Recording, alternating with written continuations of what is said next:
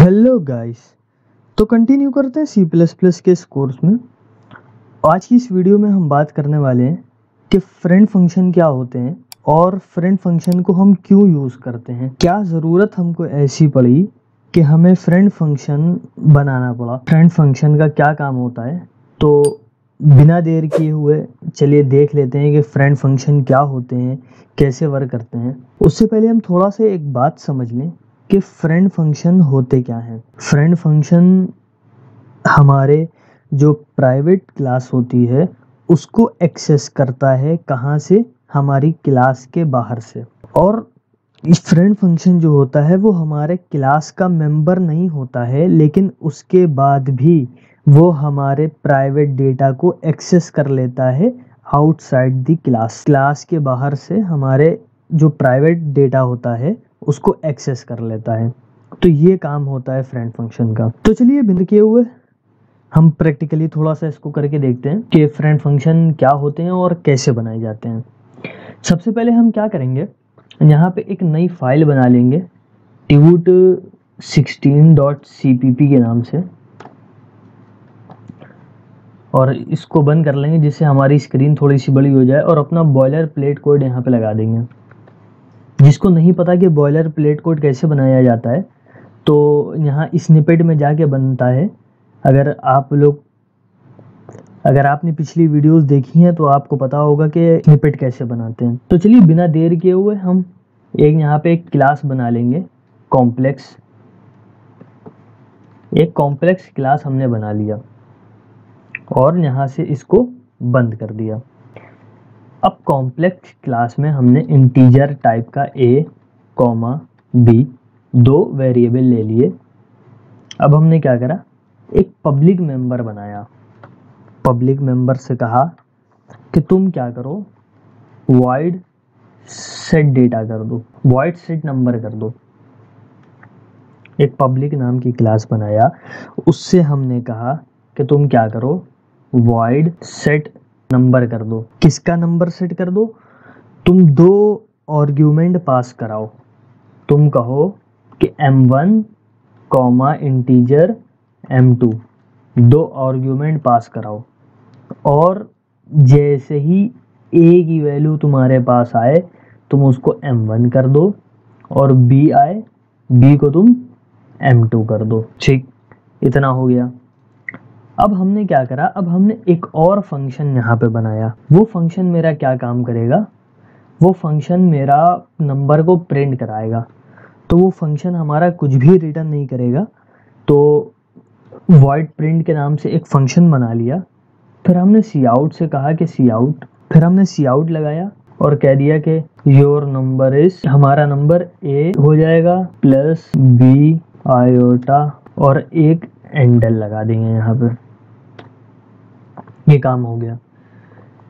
अब जिसको नहीं समझ में आया कि ये हमने कॉम्प्लेक्स क्लास कैसे लिखा, या कॉम्प्लेक्स क्लास में हम ये नंबर कैसे ऐड कर रहे हैं और ये आयोटा क्या है, तो आपने पिछली वीडियो नहीं देखी है तो आप पिछली वीडियो देखें जा करके। आई बटन पे लिंक दी गई है, वहां से आप जाके देखें, जिससे आपको ये समझ में आ जाएगा कि कॉम्प्लेक्स नंबर क्या होते हैं और कॉम्प्लेक्स नंबर को हम ऐड कैसे करते हैं। उसके बाद आप इस वीडियो पे आके देखें, आपको बिल्कुल पूरी वीडियो समझेगी। फिर अब हम क्या करेंगे, हमने यहाँ पर करा दिया। अब हम ये सोचें कि हम इसको यहाँ से एक्सेस करें। अब हमने सोचा कि अब हम इसके ऑब्जेक्ट बना लेते हैं, कॉम्प्लेक्स क्लास के ऑब्जेक्ट बना लेते हैं। ऑब्जेक्ट बनाया हमने C1, C2 दो वेरिएबल बना लिए। कॉम्प्लेक्स क्लास के दो वेरिएबल बना लिए। हमने कहा C1 डॉट क्या करो, सेट नंबर कर दो। अच्छा, सेट नंबर ने क्या करा था, दो टाइप के आर्ग्यूमेंट को पास कराया था, इंटीजर m1 और इंटीजर m2।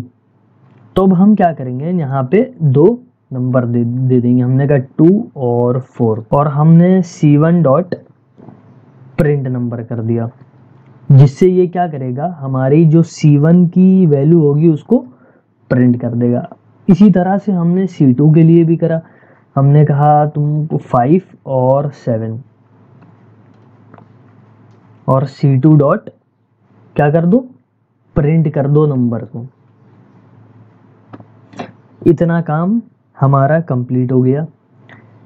अब हम इसको रन करा के एक बार देखें तो ये देखिए, ये बिल्कुल ठीक बिल्कुल सही बिल्कुल चल गया और रन हो गया।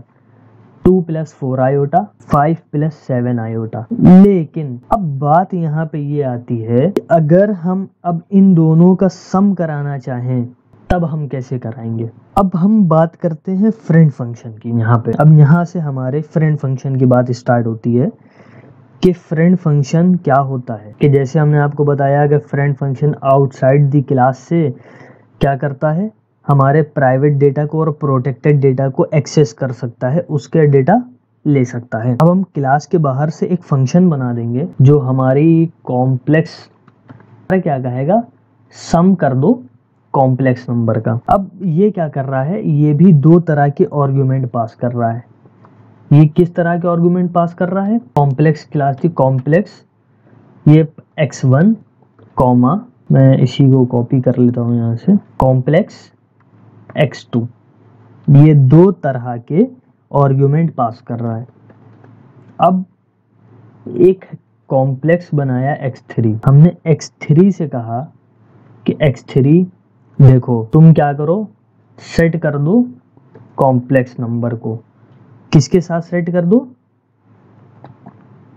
हमारा x1 जो है उसके a के साथ ऐड कर दो, किसको, x1.b को। फिर हमने क्या कहा, फिर हमने यही बात x2 से कही, हमने कहा x2.a देखो जो है उसको x2.b के साथ क्या कर दो, ऐड कर दो, और हमको रिटर्न करा दो क्या, x3। उसने कहा ठीक, करा दिया बिल्कुल। अब जो सम यहाँ पर एक और फंक्शन बनाया था, अब हमने यहाँ पे क्या करा, एक और वेरिएबल बना लिया, सम नाम का वेरिएबल बना लिया। क्यों, क्योंकि हमने दो फंक्शन तो यहाँ पर बना दिए थे पहले से, एक हमने सेट नंबर बनाया था, एक हमने प्रिंट नंबर बनाया था, जिसमें हमने दो वेरिएबल को पास कराया था। तो हमने यहाँ पर ऑब्जेक्ट में क्या करा, C1 और C2 नाम के दो वेरिएबल पास कराए।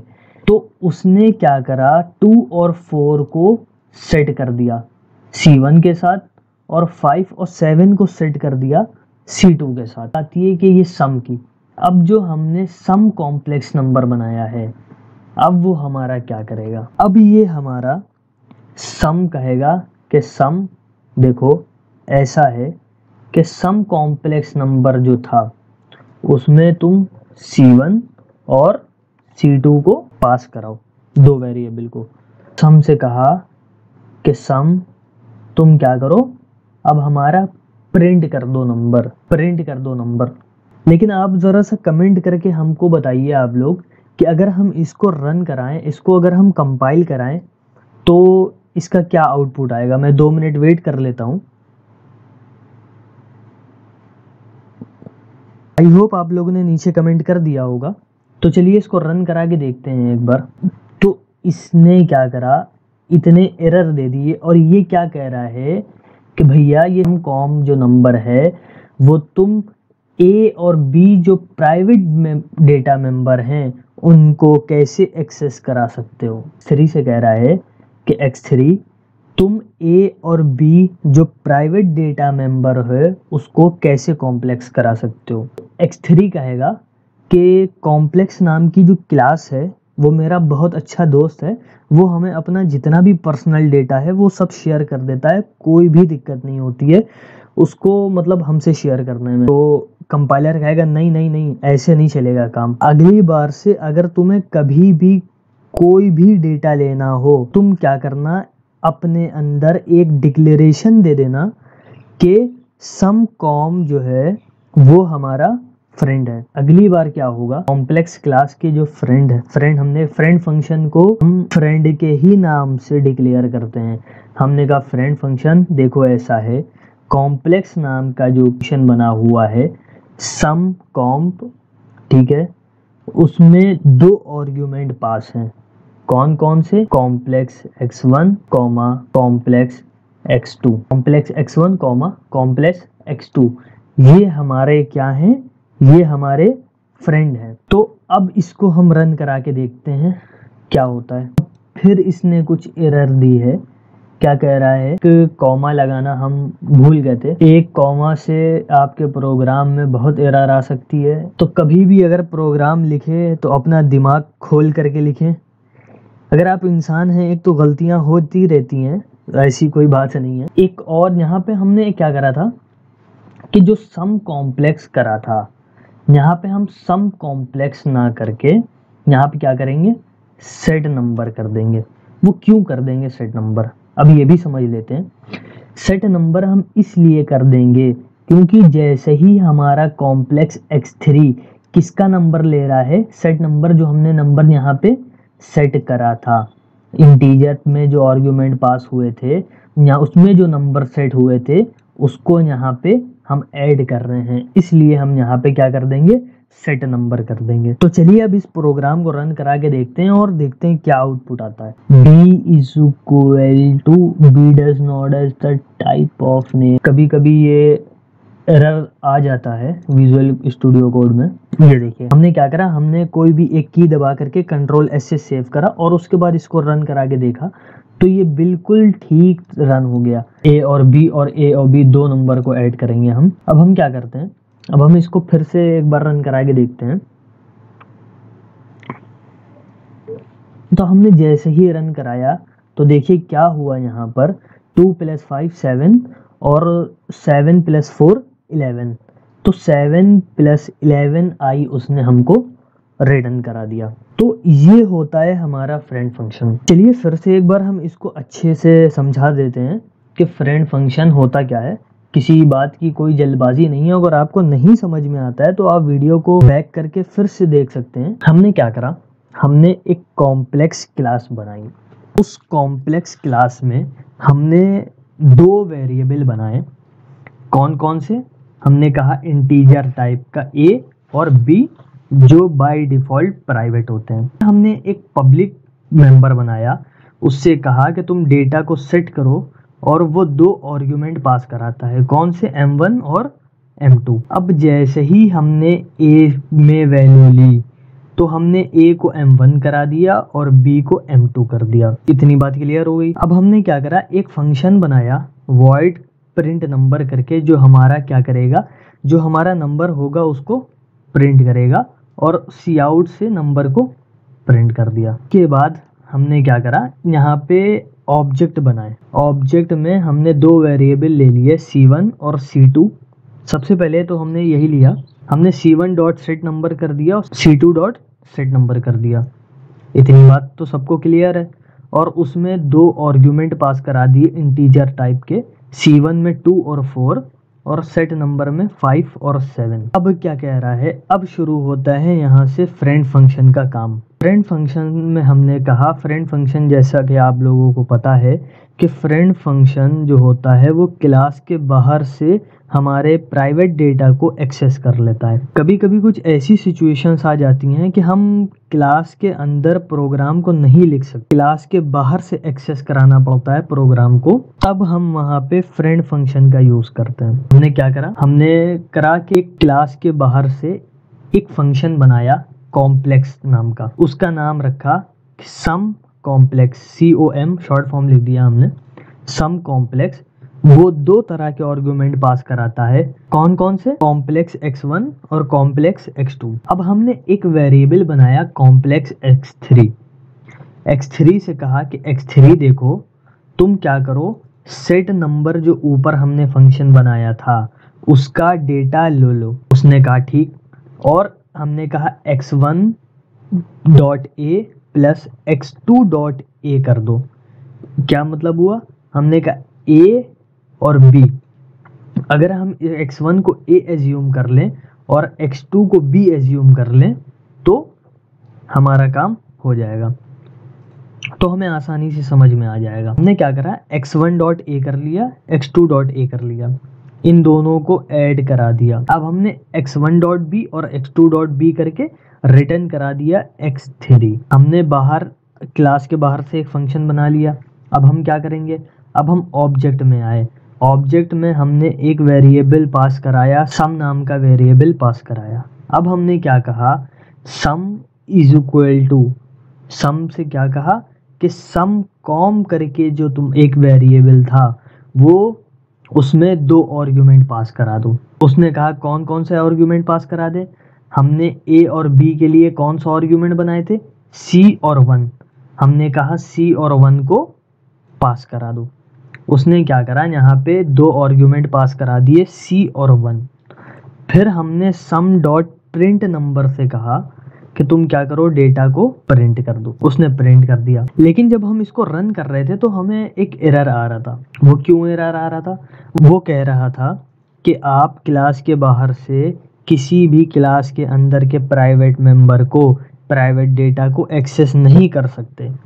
तो हमने कंपाइलर से बोला भी, कंपाइलर देखो ऐसा है, वो हमारा बहुत अच्छा दोस्त है, लेकिन कंपाइलर ने कहा नहीं ऐसे काम नहीं चलेगा। तो अगली बार से उससे कहना कि अपने पास एक डिक्लेरेशन छोड़ दे, ताकि जब भी तुम एक्सेस करो तो हमको ये समझ में आ जाए कि हाँ तुम इसके दोस्त हो। तो अब क्या हुआ, अगली बार जैसे ही हमने एक्सेस कराया तो हमने कॉम्प्लेक्स नंबर से कहा कॉम्प्लेक्स नंबर देखो ऐसा है, जैसे ही हम तुम्हारे डेटा को एक्सेस करा रहे थे वैसे ही कंपाइलर हमसे कह रहा था कि हम तुमको डेटा नहीं दे सकते, तुम एक काम करो लिखित में हमको दे दो कि तुम हमारे दोस्त हो। ठीक, कॉम्प्लेक्स नंबर ने कहा कि ठीक। कॉम्प्लेक्स नंबर ने एक फ्रेंड फंक्शन बनाया। फ्रेंड फंक्शन से कहा देखो जो कॉम्प्लेक्स सम नाम का फंक्शन है जिसके अंदर कॉम्प्लेक्स x1 और x2 है, वो हमारा क्या है, फ्रेंड है। उसने क्या करा, एक डिक्लेरेशन अपने अंदर दे दिया। अब जैसे ही हमने इस प्रोग्राम को रन कराया तो प्रोग्राम बिल्कुल करेक्ट रन हो गया।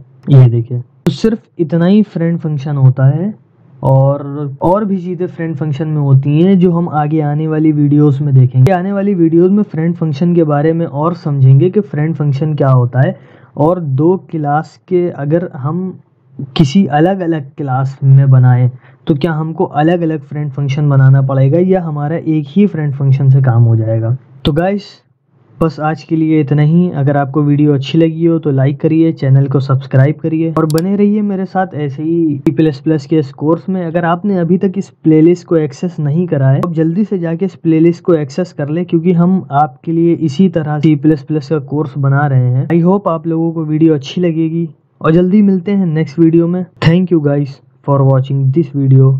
I will see you the next time.